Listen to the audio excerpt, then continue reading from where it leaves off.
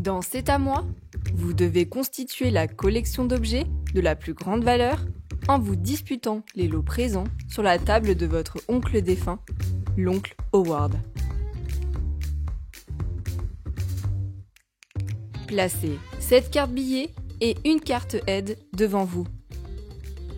Séparez les cartes héritage suivant le nombre de joueurs. À 2 joueurs, utilisez seulement les cartes 2 points. À 3 joueurs, ajoutez au paquet les cartes 3 points. À 4 joueurs, ajoutez les cartes 4 points. Mélangez les cartes héritage et divisez-les en 4 piles à peu près égales. Ajoutez une carte oncle Howard au hasard dans les piles 2, 3 et 4. Puis replacez les 4 piles les unes sur les autres pour former la pioche. Placez la pile de cartes argenterie à côté de la pioche. Choisissez une tuile héritier que vous souhaitez incarner et posez-la face C'est à moi, visible devant vous. Une partie comporte 8 manches. Chaque manche correspond au partage d'une partie de l'héritage et est menée par un joueur. 1. Révélez les cartes héritage de la pioche suivant le nombre de joueurs. À 2 joueurs, révélez 5 cartes. À 3 joueurs, révélez 7 cartes. À 4 joueurs, révélez 9 cartes. Puis le meneur partage les cartes héritage révélées en un nombre de lots égal au nombre de joueurs. Chaque lot doit contenir au minimum une carte. 2. En commençant par le meneur, revendiquez un des lots et posez votre tuile héritier face C'est à moi, visible à côté de celui-ci. Si tous les joueurs acceptent votre proposition, récupérez les cartes héritage du lot choisi et votre tuile héritier. Retournez-la face Je l'ai et changez dans l'ordre des aiguilles d'une montre de meneur pour recommencer une nouvelle négociation.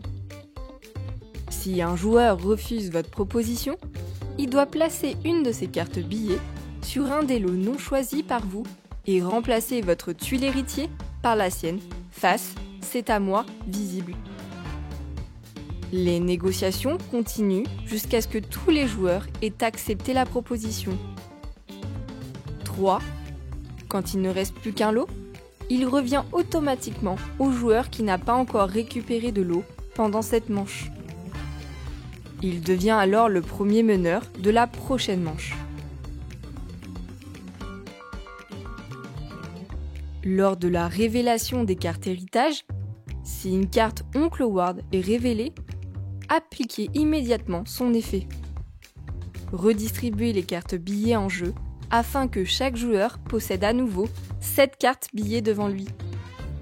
Chaque joueur reçoit une carte argenterie de valeur 1 pour chaque billet qu'ils ont donné. Les cartes argenterie ne peuvent être utilisées dans les négociations pour rejeter une proposition du meneur. Elles ne comptent qu'à la fin de la partie, lors du score final. Une fois l'effet de la carte oncle Howard appliqué, défaussez la carte et continuez de révéler les cartes héritage avant de former les lots. Si 2 cartes oncle Howard sont révélées au cours de la manche, la deuxième carte n'a pas d'effet. La partie se termine à la fin de la 8e manche, quand la pioche des cartes héritage est vide et que toutes les cartes héritage sont divisées entre tous les joueurs. Pour connaître le gagnant, résolvez les étapes suivantes dans l'ordre. 1.